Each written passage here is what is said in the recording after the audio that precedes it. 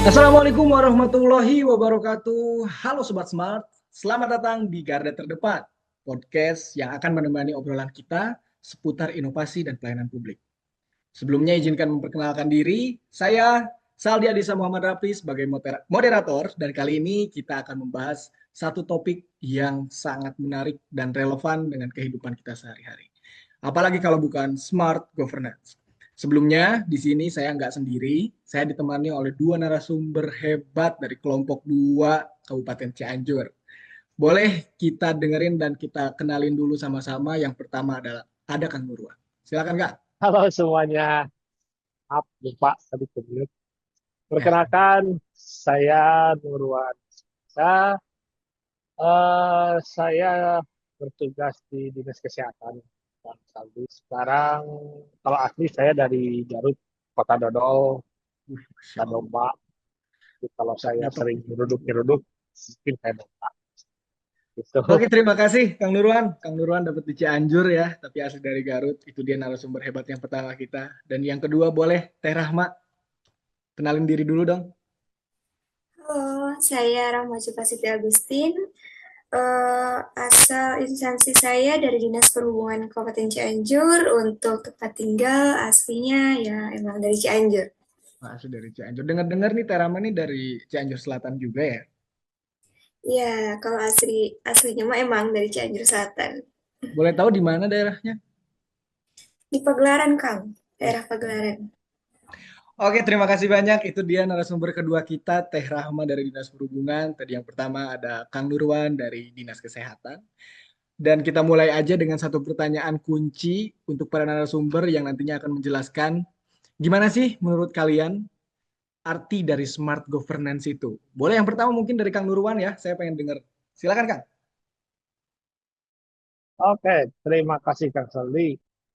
Kalau menurut saya, istilah smart governance itu suatu sistem pemerintahan yang terbuka dan partisipatif. Dengan adanya teknologi, pemerintah bisa lebih mudah berinteraksi dengan warga. Kemudian, pemerintah juga bisa mendengarkan masukan-masukan serta melibatkan masyarakat dalam pengambilan keputusan. Hasilnya yaitu kebijakan yang dibuat akan lebih relevan dengan kebutuhan masyarakat tentunya, dan tercipta hubungan yang lebih kuat antara pemerintah dengan masyarakat. Nah, semua proses birokrasi mulai dari perizinan, kemudian pengaduan, hingga pengelolaan data bisa dilakukan secara digital. Ingat, kita sekarang masuk di era 5.0. Betul, Nah, betul. dengan secara digital itu, tentunya semua proses itu bisa dilakukan secara cepat dan transparan. Sehingga masyarakat pun merasa lebih mudah dan puas. Mungkin itu. Oke, terima kasih. Asal Wah, jawaban yang luar biasa banget ya dari Kang Nurwan ini. Komplit banget ini. Boleh kita lanjut ya, kita dengerin dari sudut pandang Terama. Gimana sih menurut Terama itu tentang apa itu smart governance? Silakan Teh. Kalau menurut saya sih sederhananya aja nih, Kang. Smart government itu ialah sebuah konsep pemerintahan yang pintar dalam menggunakan teknologi. Tujuannya itu bukan cuma sekedar keren-kerenan gitu loh, Kang, tapi untuk membuat pelayanan publik menjadi lebih cepat, efektif, dan transparan. Bayangkan aja nih, Kang, misal Akang ingin mengurus perizinan usaha. Hmm, hmm. Dulu mungkin Akang harus datang dulu ke kantornya, membawa tumpukan berkas yang banyak dan mungkin berat, juga menunggu berjam-jam untuk mengantri, mendapatkan antrian untuk masuk ke dalam kantornya. Nah, Hmm. dengan adanya smart governance, Akang bisa mengurus semuanya lewat website atau aplikasi dari ponsel Akang. Kapan aja Akang di mana aja itu bisa dijangkau, hingga bisa mempermudah kita dalam menguruskan perizinan itu, Kang. Oke, terima kasih. Wah, luar biasa banget ya sudut pandang dari dua narasumber kita ini. Terima kasih atas pendapatnya. Nah, kalau dari Teh Rama ini pendapat tentang smart governance yang lebih singkat, padat, dan jelas. Mungkin dari kedua pendapat ini saya bisa nyimpulin lagi ya bahwa smart governance itu sebuah konsep pemerintah yang menggunakan teknologi digital secara cerdas dengan perpaduan dari dua hal. Yang pertama tadi mungkin disebutkan adalah penggunaan teknologi digital itu mengotomatisi ya dan mempermudah si proses pemerintah tadi yang disebutkan dari Teh Rahmat tentang perizinan itu ya. Yang kedua, peningkatan partisipasi publik. Jadi di mana masyarakat ini bisa lebih mudah berinteraksi, memberi masukan atau mengawasi kinerja pemerintahan. Kedua poin ini tentunya bekerja sama untuk menciptakan si birokrasi yang tidak lagi berbelit-belit, tetapi responsif dan transparan tentunya. Oke, smart governance itu ada beberapa pilar utama ya. Apa aja sih itu tuh? Mungkin Kang Nurwan bisa ngasih penjelasan tentang pilar utama dari smart governance itu biar para penonton yang ada di rumah yang sekarang lagi nonton bisa tahu pilarnya itu ada apa aja. Silakan Kang Nurwan. Baik, sepengetahuan saya, pilar utama smart governance itu yang pertama ada efisiensi dan efektivitas, di mana dengan sistem digital, data bisa dikelola dengan lebih baik. Misalnya sistem pengaduan online memungkinkan laporan dari masyarakat langsung diteruskan ke petugas terkait, tanpa harus melewati banyak meja nih. Nah, prosesnya jadi lebih cepat, lebih hemat biaya juga, dan hasilnya pun lebih tepat sasaran. Yang kedua, adanya transparansi atau keterbukaan. Nah, semua data dan informasi dari anggaran hingga laporan kinerja bisa diakses oleh publik secara terbuka. Ini menurut saya sangat penting ya untuk membangun kepercayaan. Ketika masyarakat bisa lebih melihat dan mengawasi, praktik-praktik KKN atau penyalahgunaan wewenang akan lebih sulit terjadi. Betul Dan betul. yang terakhir yaitu adanya partisipasi publik. Mm-mm. Nah, pemerintah tidak lagi bekerja sendirian. Karena kalau kata orang Sunda tuh harus paheyek-heyek lengan, pantai-antai tangan, artinya gotong Betul betul. royong, kerjasama dari pemerintahan dengan masyarakatnya. Dan melalui berbagai platform digital, masyarakat bisa menyampaikan aspirasi, memberikan kritik, atau bahkan ikut serta dalam perumusan kebijakan. Ini menciptakan rasa kepemilikan dan memastikan kebijakan yang dibuat benar-benar sesuai dengan kebutuhan masyarakat. Seperti itu, Kang Saldi. Oh, berarti dari smart governance itu ada tiga pilar penting ya, Kang ya, yang bisa membuat kuat smart governance itu sendiri. Kalau untuk kerangka digitalnya itu apa aja sih, Teh Rahma? Mungkin boleh dijawab, Teh Rahma ya? Untuk kerangka literasi digital, panduan yang dirancang itu untuk membantu individu tidak hanya sekadar bisa menggunakan perangkat digitalnya, tetapi juga mampu menggunakannya secara bertanggung jawab, cerdas, aman, dan beretika. Untuk kerangka digital ini ada 4 pilar, Kang. Ah, Yang boleh apa pertama, aja tuh? yang pertama yaitu digital skill atau keterampilan digitalnya. Pilar ini ialah fondasi besar bagi seseorang untuk mempunyai peran ini. Keterampilan digital mencakup kemampuan teknis dalam menggunakan perangkat keras. Ini adalah kemampuan untuk menemukan, mengelola, dan membuat informasi secara efektif di lingkungan digital. Kemudian Hmm. yang kedua yaitu adalah digital ethics. Ini merupakan kemampuan untuk bertindak secara beretika di ruang digital. Ini sangat penting juga nih untuk mencegah penyebaran hoax, cyberbullying, atau pelanggaran hak cipta. Nah, Hmm. yang ketiga yaitu digital culture. Pilar ini berkaitan dengan kemampuan untuk beradaptasi, berinteraksi, dan berkreasi di lingkungan digital atau di dalam sosmed. Kemudian yang terakhir nih, yang pilar keempat, ialah digital safety. Ini penting banget nih, pilar ini berfokus pada langkah-langkah praktis untuk menjaga keamanan cyber, seperti membuat kata sandi yang kuat, mengendali modus penipuan, kemudian dan menjaga data pribadi agar tetap berada di tangan yang benar. Itu mungkin Kang, pilarnya ada 4. Oke, berarti untuk yang tadi pilar utama dari smart governance itu ada dan untuk kerangka digitalnya ada 4 pilar ya Teh. Lantas apa sih manfaat yang bisa kita rasakan sebagai masyarakat? Ada nggak sih Kang Nurwan? Boleh dijawab? Kalau untuk manfaat, ada Banyak sekali manfaat. Salah satunya gini, kita bisa mengurus dokumen tanpa harus antri panjang. Kita bisa melaporkan masalah lingkungan atau fasilitas publik yang rusak dengan mudah. Dan yang paling penting, kita bisa merasa bahwa suara kita didengar. Nah, smart governance ini mengubah hubungan antara pemerintah dan warga dari yang pasif menjadi lebih kolaboratif dan aktif. Ini merupakan langkah besar menuju pemerintahan yang modern dan melayani. Di balik itu semua, tentu mewujudkan smart governance juga punya tantangan, seperti kesenjangan literasi digital atau masalah keamanan cyber. Tapi dengan kerjasama semua pihak, kita bisa mengatasi tantangan tersebut. Oke, oke, oke, oke, oke. Wow, menarik ya. Jadi smart governance ini bukan sekedar tren teknologi, tapi melainkan visi untuk menciptakan pemerintahan yang lebih baik. Bukan begitu, Kang Nurwan? Jadi mungkin Betul seperti ya, itu. ya lebih terbuka dan lebih dekat lagi dengan rakyat ya. Nah, sekarang ada nggak sih implementasinya dari smart governance ini yang udah berjalan di lingkungan Kabupaten Cianjur? Boleh nggak sih kasih contohnya biar teman-teman yang di rumah ini bisa ngerasain juga, oh iya ya, ada nih contohnya kayak gini-gini. Boleh dong, Terama, silakan. Iya, ada Kang, implementasi smart government yang menarik di Kabupaten Cianjur itu ialah ATCS. Apa sih ATCS?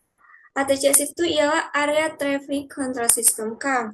Itu sebuah sistem kendali lalu lintas modern yang menggunakan teknologi canggih seperti kamera pengawas atau bisa disebut CCTV gitulah. Adanya sensor dan juga perangkat lunak cerdas untuk memantau dan mengatur kondisi lalu lintas di suatu area secara terpusat, Kang. Nah, sedikit tambahan juga untuk ATCS itu suatu implementasi dari smart governance yang menarik menurut saya, di mana ATCS Kabupaten Cianjur juga mempunyai websitenya nih. Di website itu kita bisa melihat sendiri kamera CCTV yang terpasang di beberapa titik di Kabupaten Cianjur. Juga tersedia berita cuacanya nih.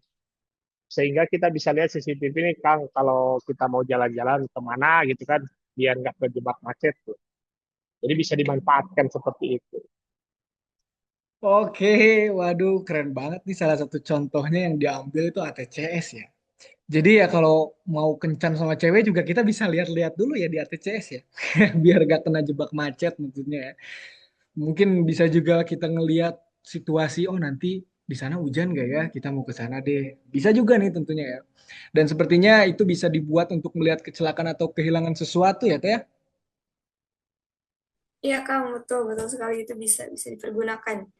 Dengan ATCS ini kita berkolaborasi juga dengan pihak kepolisian terkait.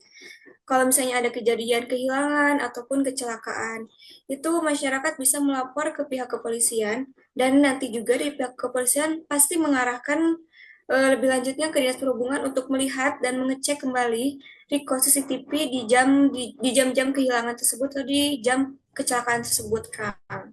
Itu bisa dengan ATCS gitu, Kang. Oke, bagus banget berarti ya TCS ini ya. Udah mulai modern banget nih di Cianjur ya. Bisa melayani masyarakat juga, terus bisa berkoordinasi dengan kepolisian juga gitu kan dan pihak-pihak terkait lainnya. Tapi dari kelebihan smart governance ATCS ini pasti ada dong kendala atau isu-isunya. Nah, siapa tahu nih Kang Nurwan atau Terama udah nangkep nih ya isu-isu yang ada pada ATCS ini. Boleh dijelaskan? Silakan, Kang Nurwan. Ya, kalau untuk isu pasti selalu ada ya, Kang ya. Nah, kalau yang telah kami lihat nih, apa saja nih isu dari ATCS ini? Yang pertama, adanya kesenjangan keterampilan operator, di mana kecanggihan sistem ATCS terkadang ada gap dengan kemampuan operatornya sendiri. Jika petugas tidak memiliki keterampilan yang memadai, gitu kan, mereka mungkin tidak dapat mengoptimalkan sistem, gagal menginterpretasikan data secara akurat, atau bahkan membuat kesalahan yang berdampak pada lalu lintas. Kemudian ada juga akses dan literasi publik sendiri. Nah, masyarakat sebagai pengguna jalan juga perlu memiliki literasi digital ya dasar untuk bisa berinteraksi dengan informasi dari ATCS. Misalnya memahami papan informasi digital atau informasi lalu lintas, real time dari aplikasi. Tanpa literasi ini, manfaat sistem tidak akan tersampaikan sepenuhnya. Nah, kemudian yang kedua pada isu etika digitalnya, ada objektivitas dan manipulasi data. Sebentar Isu Kang, etika muncul, yuk, gimana kalau misalkan sebelum akan menjelaskan mungkin poin-poinnya, kita break dulu sejenak. Kita kembali lagi setelah pariwara berikut ini. ya. Halo Sobat Garda Terdepan, tentunya balik lagi di sini masih di podcast ceria dari kelompok 2, masih bersama narasumber hebat kita, ada Kang Nurwan dan ada Teh Rahma. Tadi kita sedikit terjeda dulu ya, ada pariwara lewat. Ini jadi tadi topiknya kita lagi ngebahas mengenai kelemahan atau isu yang ada pada ATCS, topik pembahasan yang kita ambil tadi ya. Tentunya ini masih menyangkut paut mengenai tentang smart governance-nya itu ya. Boleh tadi mungkin dilanjut ya. Tadi mungkin udah disebutin. Yang pertama ada kesenjangan keterampilan operator. Yang kedua ada akses dan literasi publik ya tadi kalau nggak salah. Oke, boleh mungkin ada sisanya dari Kang Nurwan. Bisa dilanjutkan. Silakan Kang.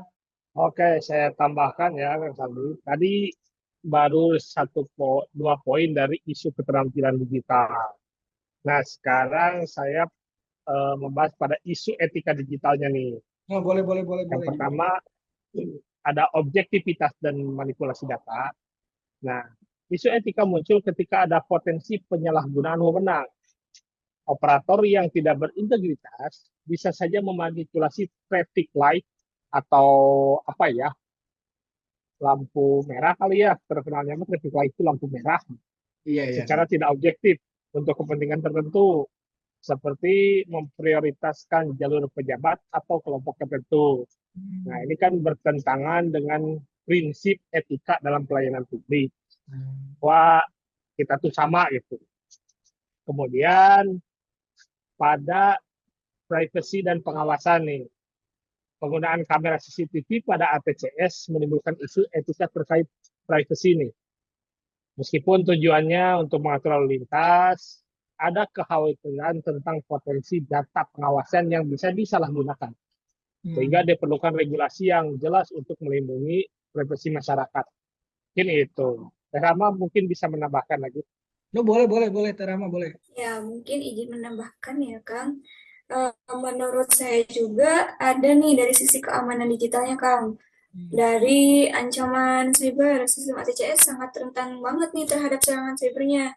Jika sistem diretas, hacker dapat mengendalikan lampu lalu lintas, menyebabkan kekacauan nih pasti. Kemudian pasti juga adanya kemacetan, bahkan kecelakaan nih. Karena kan si hacker pasti ngotak-ngatik itu tuh sistemnya. Kemudian isu keamanan digital juga menuntut adanya sistem pertahanan cyber yang kuat untuk melindungi seluruh infrastruktur ATCS.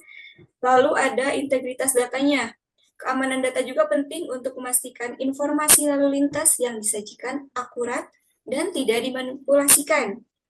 Kerusakan atau intervensi pada data sensor dapat mengganggu fungsi sistem yang menyebabkan keputusan yang salah. Lalu pada isu budaya digitalnya juga ada nih, Kang. Oh, ada. Iya, ada dari transformasi kerja. ATCS menuntut adanya perubahan budaya kerja dari yang manual menjadi berbasis digital. Isu muncul jika ada resistensi dari petugas yang lama enggan beradaptasi dengan teknologi baru, jadi ngestak aja gitu di teknologi yang lama gitu, jadi gak ada perbaharuan di sistemnya itu. Kemudian adanya kolaborasi antar lembaga mengintegrasikan ATCS dengan sistem lainnya, seperti dengan yang tadi saya katakan, adanya koordinasi dengan kepolisian atau layanan darurat lainnya, Kang, gitu. Oke, mungkin kalau digali lebih dalam lagi, ternyata pada setiap 4 kerangka literasi ini masing-masingnya punya isu ATCS ya. Tapi dari semua isu ini menunjukkan bahwa penerapan ATCS ini tidak hanya soal memasang teknologi, tetapi juga soal membangun si fondasi literasi digital yang kokoh bagi seluruh pihak yang terlibat tentunya ya. Oke, terima kasih banyak untuk para narasumber. mungkin kita cukupkan dulu sekian karena ini udah luar biasa banget ya. Banyak sekali pencerahan yang didapatkan dari kedua narasumber hebat ini. Tentunya sekali lagi terima kasih kepada Kang Nurwan dan kepada Teh Rama. Jadi mungkin itu dia obrolan kita kali ini. Semoga beberapa ilmu yang didapatkan hari ini bisa menambah wawasan kepada Anda semua tentunya yang nonton. Baik, terima kasih sekali lagi saya ucapkan. Saya Saldi undur diri. Sampai jumpa di episode selanjutnya. Jangan lupa bagikan podcast ini jika Anda merasa bermanfaat. Jangan lupa di subscribe, like, comment, and share. Salam smart, keep a smile on your face. Thank you. Assalamualaikum warahmatullahi wabarakatuh.